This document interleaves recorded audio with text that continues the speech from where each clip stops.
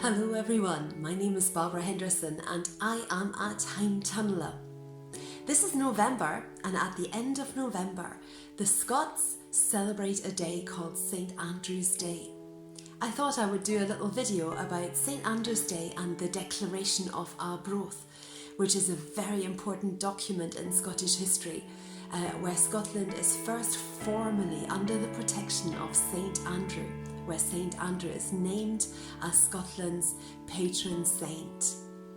So St. Andrew was one of the disciples of Jesus, and a close one at that. He was kind of in the inner circle according to the Bible. In fact, he was the brother of the Apostle Peter and brought him to Jesus. So he was important and he was somebody to be trusted. Legend had it that some of St. Andrew's bones actually came to Scotland despite him never travelling as far as here. He never set foot in Scotland, but according to legend, some of his bones were taken to St. Andrews, which is where the town gets its name from.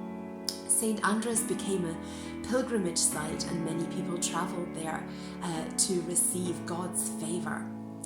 Now, during the medieval wars of independence, the English king, Edward, was very keen to bring the rebellious Scots to heel. He wanted to invade. The Scottish king had died very suddenly, fallen off a horse. There was a vacuum for power in Scotland, and the English king wanted to take advantage. He was asked to advise who might take over, but he wanted to use this opportunity to come and place himself on the throne and claim authority over Scotland. Now, the Scottish noblemen were not about this, and there were many fights along the way.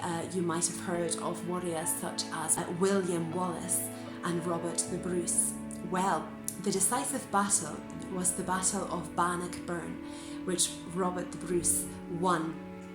So at this point, the Scottish nobles decided, we need a little bit of help here. We're going to write to the Pope, and we're going to ask him to use his influence to make the English kings and queens back off us, leave us alone. And that is called the Declaration of Arbroath.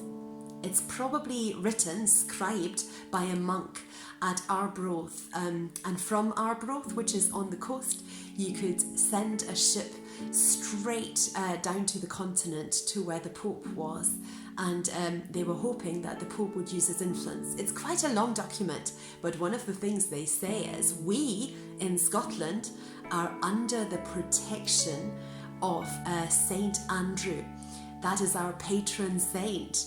And, who was the Pope to argue with a saint like that? I think they must have told themselves. It has got lots of seals for all the important families that were represented. And they said, no honest man gives up freedom, but with life itself. So my writing challenge to you is to think of something that you feel strongly about. It could be climate change or the protection of a certain species, or it could be a different rule in school. It could be, something that you would like to see change in the world around you. Now think of somebody who might have power to make some of these changes. There are politicians, or it could be your head teacher, maybe it's your parent, somebody who's got the power to help you with this. And then write a declaration asking for help with this thing that you feel very strongly about. Make it as persuasive as you can.